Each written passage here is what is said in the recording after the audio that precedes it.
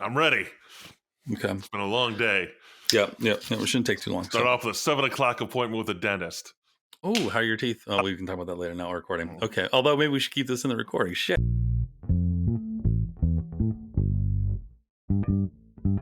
We are what we repeatedly do. If we repeatedly create toxic relationships within our organization, then that's going to be the output. Did you hear that, Jodah?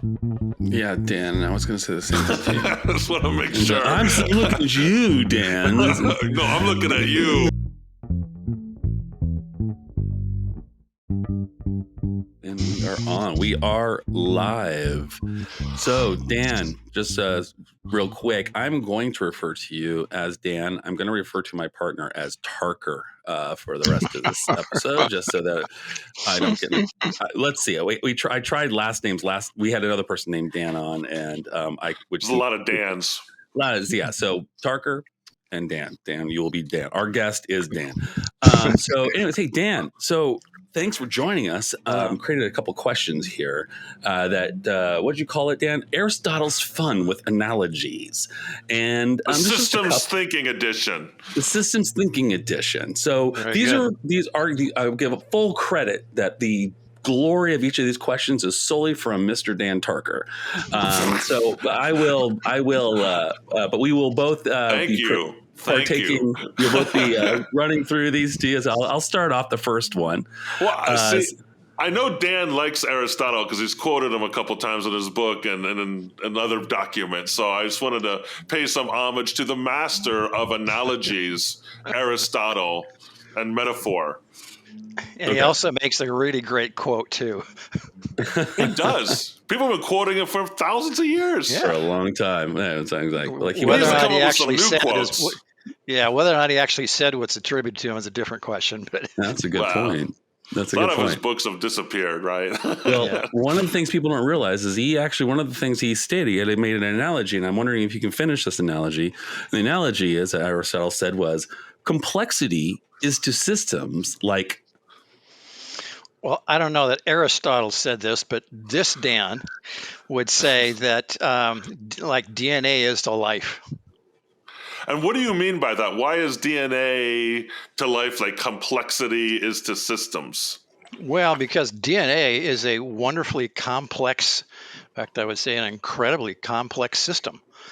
If I remember my numbers right, there are in every DNA molecule, there's 2 billion digits of code, and that the DNA in the human body replicates something like 3 trillion times a day. And if you took all of the DNA in the human body, lined it all up, it would stretch from the Earth to the sun and back 61 times. Wow. That's a pretty complex system. Yeah, that is nuts. That is nuts. Which brings us to our second analogy. Interconnectedness is to systems like? The circulatory system is to the muscular system. All right. Now, what does that mean, Dan? Well, how is interconnectedness to systems like the circulatory system to muscles? Well, so there are, and depending upon who's counting and what you want to count, the human body has 11 different subsystems within the structure of the human body. One of which is the circulatory system, another one which is the muscular system. All of those systems are marvelously, fully, and completely integrated. So that if you remove the circulatory system, you don't need the muscular system because it's going to die. Right. So they need each other. Okay. You got that third one, Jodah? Yeah, there you go. I bet you guys didn't realize that Aristotle thought a lot around leadership, and he starts off an analogy just saying leadership is to teams like. Oh, teams like the neurological system is to the rest of the human body. All right. Let's unpack that a little bit. All right. So the way I've thought about leadership within this context of the human body and trying to make an analogy is that the neurological system, and I'm way outside my area of expertise. So if we have any medical or scientific biological people on online. Please don't write me nasty letters. But I think of leadership like the neurological system, because it's what connects everything. It's what's integrating all of the other parts of the larger system. Nice. Okay. Love is to leadership like. Exercise is to good health. All right. What's that mean? Well, if you love someone, if you love your body, this thing that we all live in, and you want to take care of it, you're going to exercise. And you're probably going to eat good food and healthy food and take care of it. Yeah. Okay. So if I'm just All right. drinking and like eating potato chips on the couch, I'm probably not loving myself. Probably not as well as you could. It's a different kind of love, Dan. There you go. It's a different kind of love. Okay. My last question. Sorry, Aristotle's last analogy. Well, it's not. Aristotle didn't have anything to do with these. He was a proponent of metaphors and analogies. He wrote a lot about it in his book, The Poetics. That's kind of what I'm referencing with that. Right. And I wasn't clear on that. So thank you for that clarity. Yes. Lean is to manufacturing, like healthy eating is to healthy living. I mean, it's kind of the same idea. Lean, the concept of lean really is about maximizing value and extracting waste to replace it with value. So when we think about leadership, DNA, the human body, I think of lean as that process that we go through where we want to maximize the value of this thing called our human body. We want to get as much out of it as we possibly can. And so does evolution, right? I mean, evolutionarily speaking, it wants us to maximize the amount of energy we pull from the resources that we take in, right? To be as efficient as possible. Well, I think what I heard you say is it wants to not only pull the max amount of energy, but it wants to use that energy in the most efficient way. Yeah, for sure. Which brings us to our next, our final analogy. Habits are to excellence as identity is to behavior.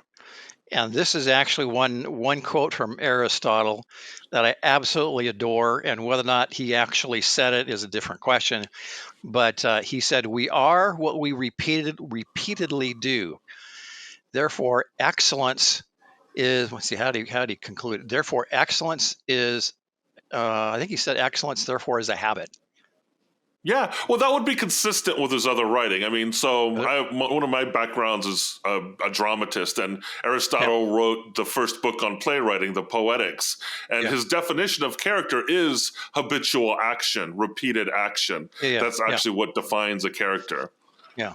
So take that idea and put it in the context of leadership, organizational behavior, maximizing the value that an organization is producing for its stakeholders. All of a sudden, we then have to get into that place of we are what we repeatedly do. If we repeatedly create toxic relationships within our organization, then that's going to be the output. Did you hear that, Jodah? Yeah, Dan, I was going to say the same thing to you. I just want to make sure. I'm looking at you, Dan. No, I'm looking at you. All right. Well, sorry, Tarker. So, Dan, our guest, Dan, thank you for joining us. I hope that was enlightening to kind of kickstart this conversation. People kind of know what we're going to be leaning into here for the next hour or so. You welcome to the Sense and Signal. You got a little sign there, Sense and Signal behind me there.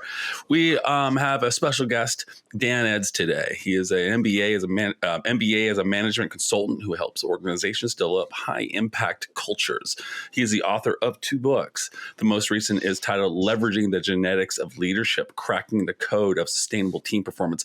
And what is the other book that you wrote? Out of curiosity, I don't have that here. The other book I came out with about 20 years ago. It's called Transformation Management. It's really about how activity and process analysis and improvement can transform an organization. Okay. All right, cool. Good to know. And then you can review his work and writings through LinkedIn, of course, page, and his personal website at Daniel Edds. That's with 2 Ds, EDDS.com. So, yeah. Hey, thanks for joining us today. And everybody, thanks for joining us as well. And thanks for having me. Yeah, totally. I'm super excited about this conversation that we're going to have today. And I'm glad we started off with the analogies, because that's kind of the root core of how you construct a metaphor. And I think a lot of what we're going to be talking about today are metaphors. And so in a sense, isn't a system, like when we talk about systems theory, is a system a metaphor? Are we trying to describe something using that term that is it a metaphor? No, I don't think so. At least not the way. Okay. Yeah, I think of a system as a real thing. A system is a real, live, breathing thing. We often don't see this system, but if you want to use an analogy, an computer operating system. Right now, I have a Windows operating system that's operating my computer. I don't see it. I don't even know that it's there, but it's controlling everything that's going on in my computer in our conversation right now. But it's systems come with, especially, if you want to get real technical, we think of soft systems, we think of organizational systems, open systems. Those systems comes with a set of key elements that are organized. They have rules, routines. They have their own behaviors. So I think of them as way more than a metaphor. They are actually real, living, breathing things. And so there's been a lot of research into systems over the past 100 years or so, and there's been kind of, I guess maybe what we're getting at with the metaphor, there's all different types of systems thinking, right? There's natural systems, bureaucratic systems. Can you give our audience a brief tour of some of the different theories of systems in a minute or so? Because I know it's a vast topic, but just to establish it's an ongoing developing theory of how to think about the world. Yeah. I wouldn't say I'm any kind of an expert on the history of systems thinking. I'm actually fairly new to the discipline. But we live and breathe in a world of systems. We live in a solar system. We live in a universe. We live on a planet that's part of a solar system. We live in environmental systems. I think one of the more interesting systems, especially coming from the Northwest, is the California redwood tree. Actually, in doing the research for my book, I looked at that as a system, and it's really fascinating. California redwood tree looks like a tree, but they also happen to be some of the tallest and oldest living things on the planet. And by the way, the California redwood tree is also the best tree on the planet to extract carbon out of the atmosphere. You take that tree out of a forest, and there's a measurable impact on the larger environmental system. So we live in a world of interconnected systems, and I think the idea that organizations are really an interconnection of a variety of systems, I think maybe is just now starting to kind of gain some traction. It's been around for a while, but I think it's just that idea is just now starting to gain some traction. Dan and I were just having a conversation earlier this afternoon, kind of around this. And one of my favorite books, and I think of it as a systems book, but it's also going to highlight the hippiness of me as well, is a book written in the 70s called The Zen and Art of Motorcycle Maintenance. And I recommend people read it. It's definitely an out there book, but it's a book that talks about systems and the complexity of systems and the functionally the imperfection of systems. And what does that mean when systems are imperfect for when you're trying to look for outcomes? And Dan and I were just, what we were kind of walking into or discussing was the little, not fallacy, but the thing that isn't talked about a lot, which is the fuzziness. When you have these systems and you start to lose clarity around causation, it becomes complex. You have this complexity theory.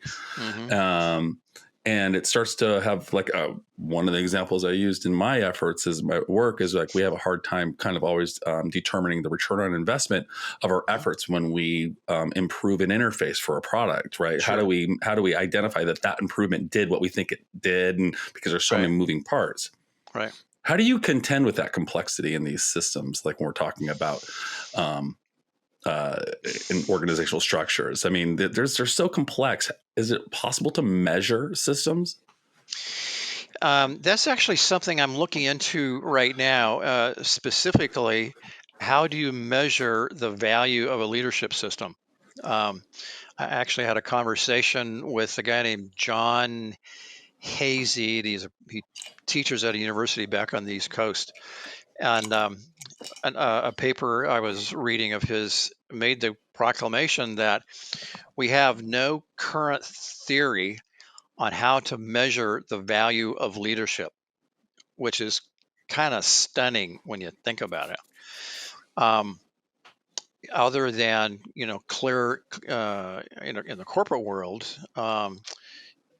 analyzing net revenues as a way of capturing the value of leadership, but you're assuming that leaders are actually responsible for net revenues. Probably a valid assumption, but if you take that performance and you say, well, what is it? What's the larger implications of this organization within stakeholders, within the environment, within people, how we treat people, how we develop people? Then measuring the value of that leadership becomes really challenging. Well, I think that's what Jodah and I were getting at when we were talking about Zen and the Art of Motorcycle Maintenance, was this idea that in a complex environment, a complex system, right? What are the variables that you're measuring to determine impact? It becomes because in a leadership position, is it a certain behavior that the leader's exhibiting? Does it have more to do with the followers? Does it have to do with the team that has been constructed? Does it have to do with the culture of the organization and the momentum already happening? What are you measuring to determine effectiveness when you're talking about leadership? Yeah, I think ultimately, and that's really a great question, and I certainly have no definitive answer. But I think, broadly speaking, it comes down to culture. Culture would be that almost the umbrella over the organization. I like to say, if you don't like your culture and you're a leader in the organization, look in the mirror. Because ultimately, culture is a reflection of that leadership. So I think as we go on in looking at various theories of organizations, how do we build organizations, how we measure the value of organizations and the output of organizations, I think we're going to be looking more and more holistically.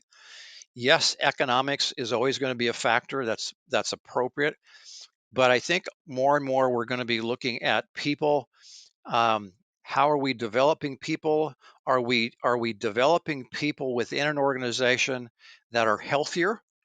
Someone just sent me a paper put out by the McKinsey organization looking at organizational health in the Middle East, and they're looking at physical health, emotional health, mental health, psychological health, and even spiritual health.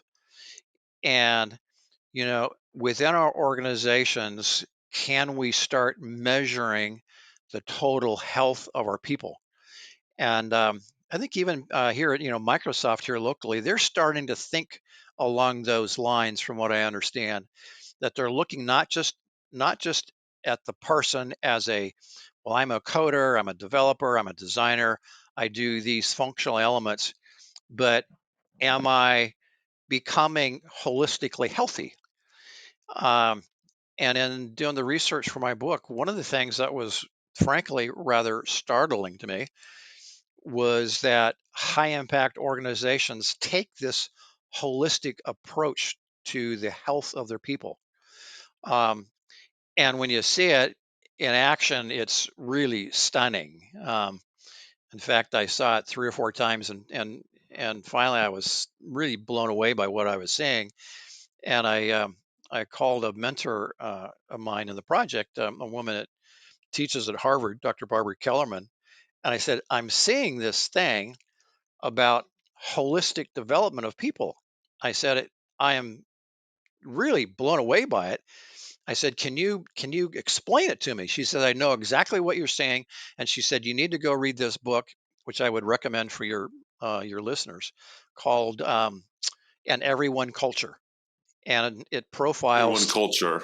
All right. yeah, profiles 3 organizations that really see themselves as people developers and as technology companies or investment companies second. Their approach is really all about, we're here to develop people. Oh, by the way, That's we're Yeah. also a technology company. that's really really interesting, and it definitely aligns with sort of the conversations Dan and I have had with this podcast. Like, what does the future look like with when it comes to what are you measuring? And it's funny because I mentioned in a previous podcast something from your book, well, or at least a character. So one of your chapters you discussed Jack Welch Hmm. versus who was the other gentleman that you compared him to? Jack Welch and the CEO of Alcoa, Paul O'Neill. Alcoa. Yeah, Yeah. And what I thought was interesting, I mean, I've grown up with knowing Jack Welch as a captive industry, sure. successful, but also, yes, cutthroat. Like he Hmm. did some draconian maneuvering. Hmm. And I brought him up because we were talking about measurement, Hmm. and we were talking about toxicity. Hmm. And the question was, would you even want a company want to even have work with a toxic person, right? Is if Hmm. it, and I was thinking, well, Jack Welch, right? I mean, one Hmm. could qualify him possibly as being toxic in some Hmm. levels. Hmm. And he moved needles, and the needles that mattered back in 1982, which would have been simply just the stock market. That was the needle that Hmm. they cared about. Sure. And the question Shareholder was, value. that's right. And the question would be like, and I'm sorry, I don't want to come off as anything other than a full blue-blooded capitalist here, but can there be other measurements that are meaningful for industry that have nothing to do with the SEC, have nothing to do with dollar, not nothing, but to your point, are less relevant? Is that a realistic? Is Yeah, that realistic? yeah, I absolutely think it's realistic, and I think it's actually going forward in the future. I think it's going to be a mandate, and it's not like the two ideas are mutually exclusive. No, right. Um, we have this mentality. I think it's falling apart a little bit. But we either take care of our people or we take care of our shareholders, and we can't do both at the same time. But the reality and the research is really abundantly clear. If we take care of our people, they will take care of our customers and our shareholders. Yeah, they'll be more And motivated. They'll more buy-in, right? If you feel well, like it's you're being taken care of. exactly. It's we call it discretionary effort. Um, I was working with a hospital organization several years ago, and we were talking about their leadership system, and they were actually wanting to design a leadership system. And so the first conversation that I had with their executive team was, what do you want this system to produce? And lots of conversation. 2 3 hours later, we've got ideas, up on a wall, and we're putting ideas up, we're taking them down. Standard brainstorming session. Finally, the chief operating officer, a woman whose name is Eileen, who I uh, adore. I would, if I was 25 years old and wanted to know something about healthcare administration, I'd drive 250 miles a day just to follow along behind her. I couldn't. She's retired since then, but finally, after lots of conversations, she finally said, what we really need are empowered employees. Yeah. Because if an employee is not empowered, they're not going to take the time to make that extra phone call, to ask that extra question, to dig a little bit deeper. And she said, that's the kind of people we want around here. Yeah. And so to your point, it's not either people or shareholders, it's both and we can't pull the two apart. They're both and the research says. Caveat here too, like you guys are talking about industry. I come from higher education, so I'd even say stakeholders as well, in place of shareholders. Sure. Yeah. Well, so yes. one thing I want to get to, Dan, is you have this theory that you present in your book around leaders being basically systems designers, and that is kind of a different approach to thinking about leadership. Historically, you have a very individualized focus on leadership. You have in the early 20th century the great man theory, and which has been pretty much debunked, but but it still has been, especially in our culture, very individualistic. And you're even going beyond collectivism when you're talking about leadership. You're talking about the leader looking at the overall organization and thinking, how can I design systems and put them in place to achieve the desired outcomes that we want? And can you talk a little bit more about that theory and how you came to it? We don't have a week to talk about it, though, do we? No. Very succinctly. Okay. So I've been in the consulting practice for 25-ish years. And I've worked with, a couple hundred different organizations and lots of leaders and lots of executives and lots of rank and file. And I've seen this similar conversation dozens and dozens and dozens of times, but there was one that really captured it for me. I was doing a lean engagement for a large state agency and a specific division within this agency. And it was, 2012, 13, a few years after the Great Depression. And 4 days, we had 2 gorgeous value stream maps displayed on a wall. We had. I love value stream maps. They're my favorite. Are they? Yeah, I kind of get off on them. We had designed what's called a spaghetti diagram, which tracks a flow of paper through the office. In this case, it was an invoice. We actually tracked an invoice, through the office, all the various desks that it stopped at. And we discovered that every invoice that they paid, and they were a funding agency, so they paid a lot of invoices, had to pass through the financial manager's desk upwards of 7 times before it was ever processed. Oh. And when we got done, we drives designed. You crazy. Yeah, well, if you were in that environment, it would drive you even crazier. No, I work in a state agency, and what you're describing hit so close to home with the bureaucracy. Yeah, I'm actually, you're triggering me. I'm a little traumatized. So go on.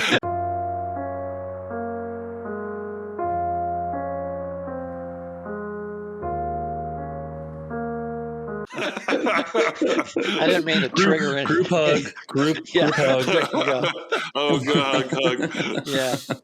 So at the end of these 4 days, they had designed 3 or 4 really simple but impactful process improvement initiatives, not a one of which would have required an appropriation of money, wouldn't have required the approval of the governor or God or anybody else. And we had finished. We're just getting ready to break up. There's a lot of excitement going around. This is great. We're going to change the world. And one of their more senior managers, a guy who was probably 6'2", 6'3", 240 or 50 pounds, walked up to the manager, guy who would have been a notch above him in the hierarchy, picks him up by the lapels of a sport coat So he's standing on his tiptoes, and this is no joke, I'm not exaggerating, shakes him. So the guy's head is bouncing back and forth, So he and kind of like says, assaults him. it was a gentle assault. Shakes him and says, if you don't do something with this, don't ever ask me to help you again, ever. Yeah. And it was just that kind of enough laughter to not make it threatening, but with enough vocal and physical violence to get the point across. Yeah. Well, people don't like that, right? Like if you're asking me to come give you input and the decision's already made, that's something I hear in my industry. Like, Yeah, every industry is that way. Yeah, it's like this is just pro forma, and people get really resentful about the waste of time and the waste of input and the kind of the manipulation of it too. Right. Yeah. Running off of what Dan just mentioned, the book is called Leveraging Genetics of Leadership. So what do we mean by that then? I mean, what are the genetics of leadership and why are they important? Well, that's at the heart of I would say my theory. That story is symbolic of so much of what I've seen. And the end of that story is that we thought we were doing something smart and going to the executive leadership team in the department and saying, look what we've done. And they all, pat us on the back. And then we walked out the door. And as we were walking out the door, they just said, oh, by the way, can you keep so-and-so abreast of your progress who's not here today? And you could just watch it was like taking a pin and stick it in a balloon. You could just watch the energy just. And that's what got me thinking that there is something wrong with the way we're approaching leadership, because every one of those executive leaders were well qualified. There was nothing in their resume that you would say disqualified them from an executive leadership position in a large state agency. But I began to think there's something else going on. And I've done enough work with the Baldrige organization, Malcolm Baldrige quality criteria. And in that criteria, we talk about systems and systems thinking. And so I sort of had it in my mind that maybe leadership could be understood better as a system. And the more I got thinking about it, and then I was invited by a hospital to say, the CEO said, I want to design a formal model of leadership. And of course, they said, sure. And we started working together. 9 months later, we had a beautiful model displayed on the wall, graphically displayed on a wall. And the very last meeting with the leadership team, the chief nursing officer, she folded her arms like this. And she said, y'all made me a leader in this organization because I was a good nurse. But she says, as a leader, I've never known what I was supposed to do. And she points to the wall and says, this up. You're echoing Jodah right now. Okay. So she points to the wall and she says, now I know what to do. And that I walked out of that engagement thing. And this is the most meaningful engagement that I've ever done in that time, 20 years. And I thought, well, am I the only person on the planet that thinks that maybe leadership is better understood as an organizational system? So I started, Google searching, and I found one other person on the planet. I've since found a few others, but there's one other person on the planet. I just referenced her a minute ago, Barbara Kellerman of Harvard University. She had written a paper called Leadership. It's a System, Not a Person. Subsequent to that, she came out with a book called Professionalizing Leadership, where she says, I think of leadership now as the leadership system, which is nothing more or less than the way an organization organizes itself through its leadership to accomplish what it needs to do. And there's a variety of parts to the system, but basically you've got three elements that every organization has at their disposal: people, money, and knowledge. And in the leadership Oh, unless system, you're in higher education. Higher education, we got people and knowledge. No We money. have no money. okay, we have a little bit. But the leadership system is how you organize those three resources to accomplish the purpose and the mission of the organization. And those three pieces are People. part of the DNA, but there are three other Yeah. pieces you also discuss about being part of the DNA as well, right? Well, so it's really behaviors, rules, and routines. So DNA operates on a set of rules. You know, I don't remember the names of the enzymes that go But together on replicates. that replicate. You know, one color always goes with another color, and you know they don't mix. And there's routines; they replicate over and over and over again with a high degree of precision. And there's certain behaviors. DNA behaves in a certain way. I like to use the example because I don't read directions very well. I have been known to take a plant that needs full sun and put it in shade in my backyard. And one time I took a leaf and a flower to the nursery guy, and I said, I want one of these plants. He said, I've never seen that before. And finally, he said, I recognize the flower. It's the leaf I don't recognize. He says, did you put this thing in shade? I said, of course. He said, he said, the leaf, it's supposed to be a narrow leaf because you put it in shade. Over time, it's broadened out, so it's collecting more sunlight. So, you know, behaviors, systems generate their own pattern of behaviors. And in my book, I'm suggesting, why don't we just design those behaviors? Yes, That makes sense. We just did an episode on distributed leadership. And are you familiar with that concept? Yep.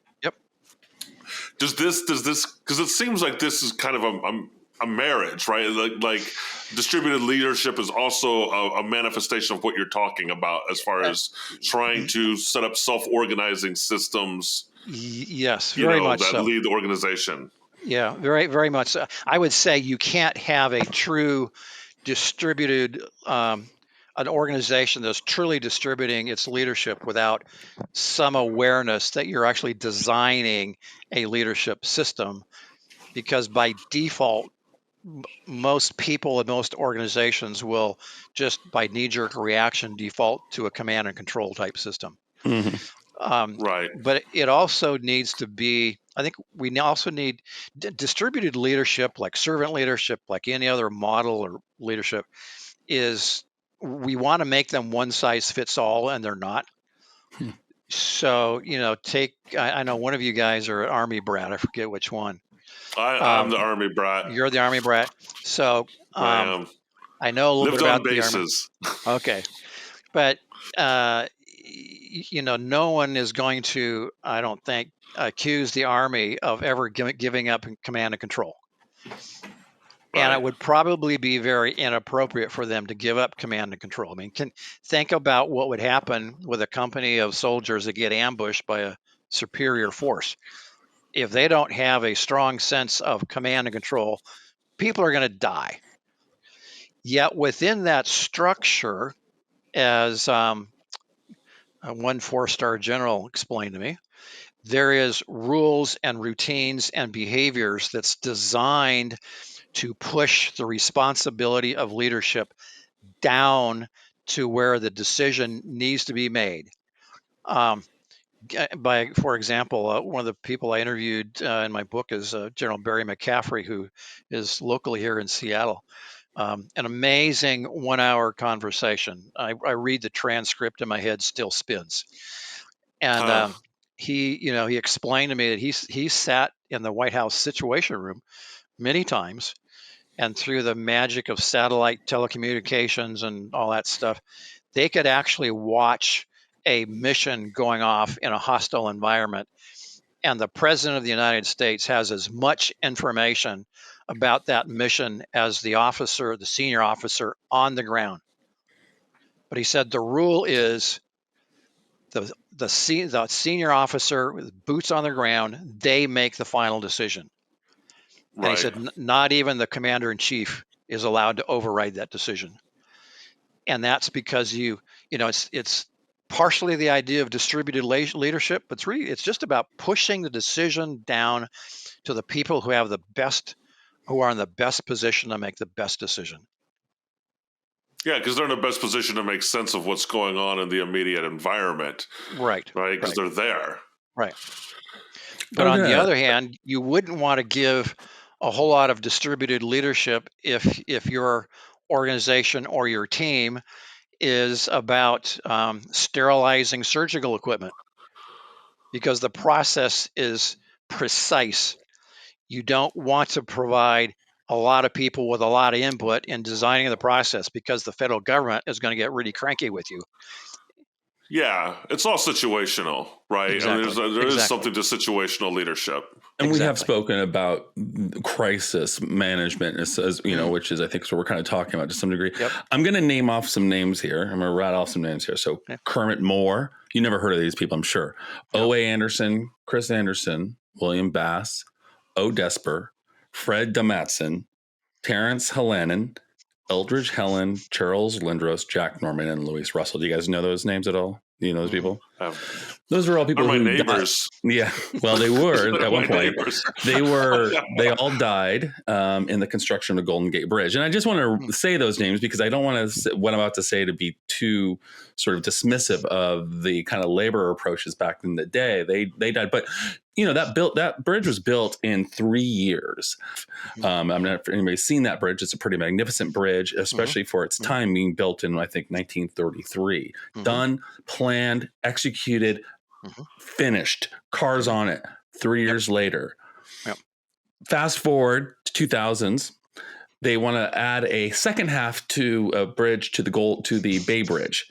It takes them 13 years to do a second half of what would argue an inferior bridge. Did we know something back in the day that we've lost? Well, we got the same issue south of us on the Columbia River. The governments, plural, has been trying to rebuild that bridge on the Columbia River for years and years and years and years, and I'm not sure if they're ever close, if they're any closer now to rebuilding it than they were 20 years ago. But I think to your point, though, I think this is where complexity comes in. So, what is complexity? Well, the general idea, the theory of complexity is that as the number of interactions increase, so does the complexity increase. So in 1930, to build that bridge, you had a group of engineers. They were overseen probably by maybe, I don't know, a federal administrator, or certainly a state administrator or something. Money was probably coming in from, federal and state, maybe some local money.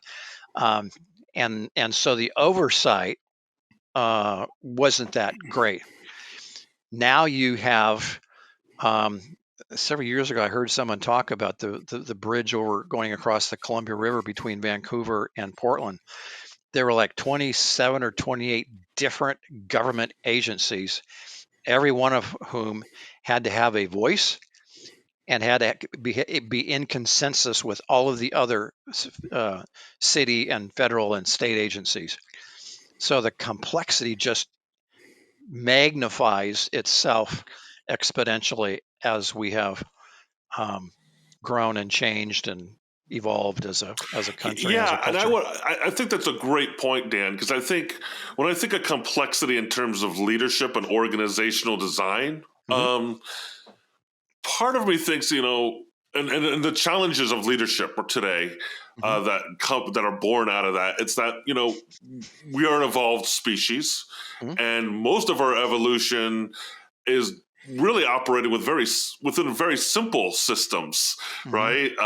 It's basically just surviving, reproduce, get some food, do some hunting, plant some things, build some towns, but as things, whatever, right? But as we have entered modernity and now we're in this post-industrial age and we have this age where we have Chat GPT and a lot more advancing technology than that, it adds layers upon layers and layers of complexity, which we are not necessarily evolved. We have not made the necessary adaptations, evolutionarily speaking, to thrive in necessarily, I would argue. And that I think that's what really makes it challenging for us to operate within a complex environment. And it makes sense to me that you would want to take the design model that you're talking about with a leadership systems approach, because no one person can manage the complexity, right, that we're facing right now. You need distributed leadership and people to have agency to operate within their cells of expertise. Yeah, you ought to come and give my talks for me. That is precisely the point.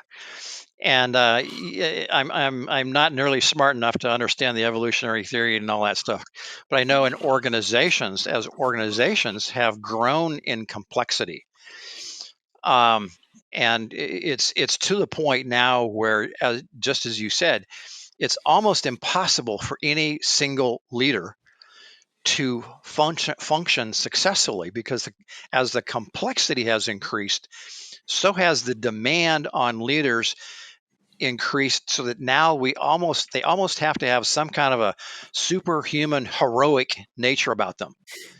And if they fail, which we literally set them up to fail, we kick them out.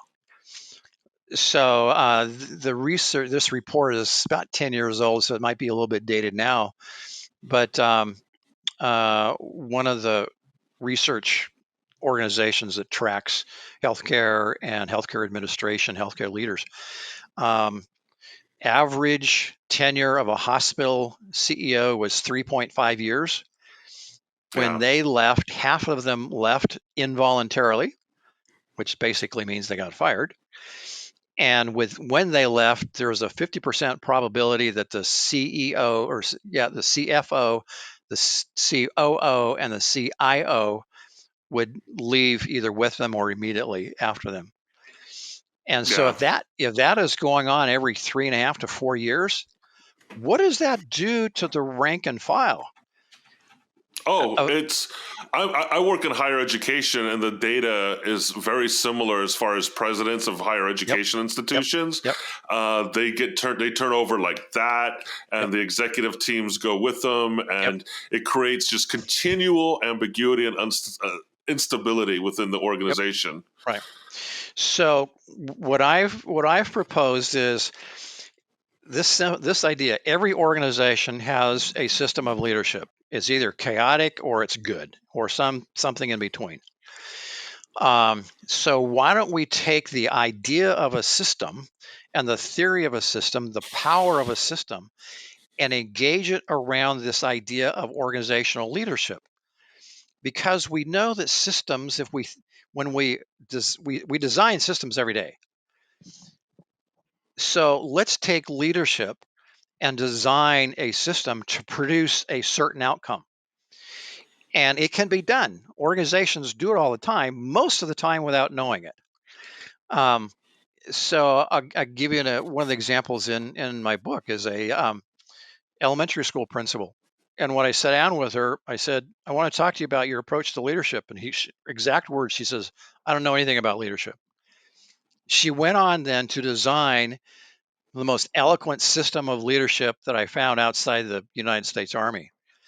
And I said, well, if there was one or two words that you would use to describe your approach to leadership, what would they be? And exactly what she said, this won't be very popular, but love and grace. And I thought, oh, how cute. Outside the door, there's 450 kids that have a principal that loves them. And she literally read my mind. She said, that's smart lady. She said, that's not how I'm thinking about these words. She said, those words means that I could have a conversation with a staff member before it blows up. And then she went on to describe for me how she designed an organization around her and her other, you would really call it distributed leadership, that focused on collaboration, that focused on collaborating not only internally with teachers collaborating with other teachers, but teachers collaborating with families, with her as the principal collaborating with neighborhood groups, And that in 5 years, that school went from the lowest performing school in a district of 25,000 students to the highest performing elementary school out of out of all of the various schools. And when that wasn't good enough, they kicked it up another notch and became one of the few schools in the country to actually begin to close the achievement gap. And she had just simply designed a system. And the first thing that she did, without even knowing about it, when she took over the school, and this is one of the when you know you're working in the world of systems when somebody says we have a rule. She said she brought in her entire staff, including the custodians and janitors, and she said, "What are our rules?" And she said, "We put up on walls. We wrote down pieces of paper what all of our rules were." And then she said, finally, when everything was quiet, she said, "Now let's design our own rules." And they designed a set of rules that would guide them in their collaboration, their relationships internally together, would design their relationships with their students, their families, the neighborhood, etc. And it was a total system. And the funny And it thing sounds like was, I would also argue that it's a distributed design of yes, the system, right? yes, yes, And I think from an educator point of view, like as a teacher, because I teach sometimes too, I find it more effective to have the students generate the rules in sure, class. Like, how are sure, we collectively going to decide how we're going to operate in this class? yeah, If somebody I have a whole thing on plagiarism where yeah, the students come up with a plagiarism policy. hmm And I find that's effective. And I very rarely have anyone plagiarize because by the time we've gone through that process of making those rules, hmm everyone has buy-in hmm and they know hmm what we're talking about. yep, And yep. yeah, so distributed design might be something to look at too. Yeah, as part of the leadership. Well, again, it's not a one size fits all. So in that school and in your school, that's a perfectly good way of approaching rules and distributed leadership. Again, if we're going back to the United States Army or the Marine Corps, distributed leadership there's boundaries to it. Um, but certainly, we know that as human beings, we like to have some measure of control. And what I have noticed in my consulting practice, and even Deming said something similar. Um, I have, you know, I think maybe I've met one or two people who did not care about helping their organizations perform better. Everybody I've worked with would sacrifice time, personal time. They'd stay late. They'd come in early. They'd come in on Saturdays just to contribute to the betterment of their organization. And Deming made the point, and I would totally agree, that is a resource from employees that's free. We as a human species will give our organizations, unless they've totally burned us, that uh, additional discretionary effort because we all want to be proud of the organization that we work for. We all want to walk down the But street and to say, counter that, I'm channeling my Gen Z okay, friends. okay, Who is They far would from count. Gen Z? It's like, I don't know, Yeah, twice I'm an removed. Xer. More like Yeah, boomer. but Oh, Xer, are you? I thought you were a boomer. I All right. work in higher ed, so yeah, you're allowed. I work in higher ed, so I have contact with them. Mhm. They, when we've discussed this in a meeting recently, where there's a generational shift going on around Mhm. that, where Mhm. if you ask somebody to do extra, Mhm. and they're probably in their 20s, maybe early 30s, Yep. they're going to say, Yep. nope, it's not in my Yep. job description. Right. I want more money if you're going to ask me to do that. Right. And the idea of loyalty to the Mhm. organization, forget about it. I mean, it's Right. like we're moving from job to job to job, and Right. Right. we don't think you're going to be loyal to us in the long run, so we're not going to be loyal to you. Are you Right. thinking about education though specifically though? Oh, I think it's generational. I hear it from my kid. I hear it from his friends. Like, we won't do unpaid internships. But I think there are generational differences in attitudes to what Dan's saying as far as being willing to sacrifice. Let me capitalize on that. I went beyond segmenting it into categories and people types. I'm thinking one of the hallmarks of a system, one of the components of a system is that since it's a system, it requires fidelity of information transfer. Signals move from point A to point B. And the more those are fluid and have high fidelity, not misconstrued, reduction of friction, the more you can have this free-flowing system. But as soon as you start to introduce that stuff, you start getting problems. And I think Dan was kind of highlighting something like that. And my experience is that in today's world, having those kinds of candid conversations with people is fraught with danger that it wasn't 30 years ago. And I'll give a case in point. I took it upon my whole approach is always to approach the person, to discuss this with them, go just, you and me, let's just talk. This person saw that as an aggression and brought this to HR. Anybody who knows me is I am the furthest. I literally talk with my hands behind my back. I don't want anybody to think anything is going to, this is a safe space. And I usually I don't know. You kind of scare me sometimes, Jodah. Well, that's because you get me drunk. So then bad things happen. Bad things happen.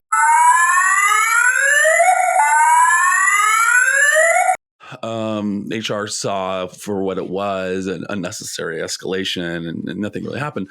But it did chill me from wanting to ever communicate with that person again, adding friction, reducing the ability for this system to function. And I find that to be increasingly a problem. What are your thoughts around that? Yeah, I think you're absolutely right. There are generational differences. Gallup has come out with some research that said that, well, I think it was mostly referred to millennials. They will actually be more loyal to their employers than us baby boomers, but it's different. Where in my generation, we would be loyal to an employer because we didn't have other opportunities. And so we would take sometimes a lot of abuse just because, well, you've got to wait your turn, and you wait your turn long enough and you're going to move up the ladder. And so you don't want to mess up that, that ladder climbing. Where millennials, and probably even to a greater extent, Gen Z or Gen X, Gen Z, whatever they are, they're not that patient. I raised one, so I have some authority. That we've raised. He's a millennial, I guess. So we've raised them to be impatient and don't necessarily have to wait their turn. And oh, by the way, you can be or do anything you want. And so I think what you're referring to is they're just reflecting the values that we raise them with.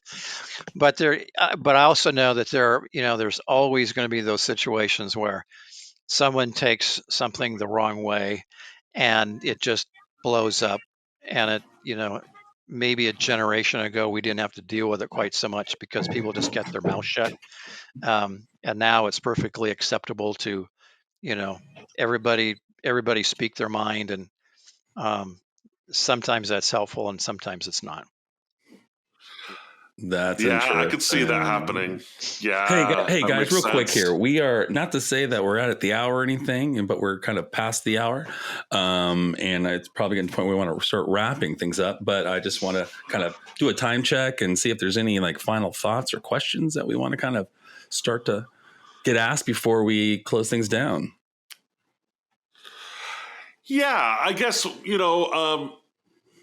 when I think you've talked a lot, Dan, today about servant leadership and love and complexity and systems thinking. And, a lot of people don't know this, but maybe a lot of people don't know this, but servant leadership comes from an idea that was in Herman Hesse book of the Sherpa helping climbers up Mount Everest, right? That's where I think it was Greenblatt who came up with the idea of servant leadership and kind of codified it into a theory. And he was thinking about those Sherpas, so how can we all be better Sherpas within our complex organizational environments and promote love and service? That actually is a great question, and I wish that I could. I wish more people would ask me that. Actually, the idea of servant leadership goes way back further than that. Aristotle did actually mention servant leadership. Jesus famously mentioned servant leadership, and it was some. I'm not sure it was Confucius or somebody in China had the same idea. Probably Lao Tzu too. Lao Tzu, probably, right? That actually sounds kind of familiar. So it's not a new idea.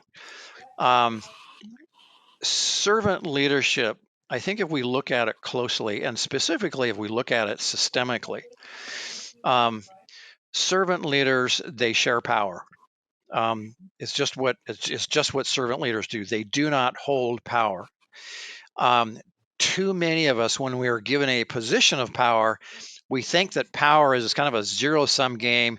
If someone gives me 10 units of power, well, if I give one of those units to power, that means I now only have 9.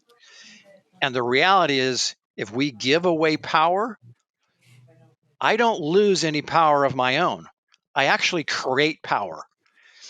And so we got to get this idea that if I empower somebody, I'm not losing any of my own power. I'm actually creating more power. And so servant leaders share power. The other thing that servant leaders do is they focus on development. They develop people. And I was not looking for this when I started writing my book, but every time I found a high impact organization as well as a high impact individual, they were always about developing people. They wanted to see their people grow personally. They wanted to see their people grow professionally. They were a they were a coach, they were a mentor. One of the organizations I profiled in the book is a manufacturing company. They actually dropped all of the traditional titles of president and vice president and CEO and CFO and all the various titles. Everybody's a mentor. And so if you're the president, he was a mentor. His job was to mentor the people who directly reported to him. Their job was to mentor the people who directly reported to them. And just the title changed the whole dynamic of the relationship. So 2 things: they share power, they develop people, and then I would have to say they have enormous respect for the I would say that enormous respect for the human species. That's kind of an odd way of saying it, but it also sounds like you're saying that they'll flatten out hierarchies too. Oh, sure, that's the whole idea of sharing power, is to flatten the hierarchy. Yeah. But the other thing I think we find with servant leaders is they want to capture the value of each of us as human beings. You think about when we walk into the door of our employers every day, they're paying us to do a job.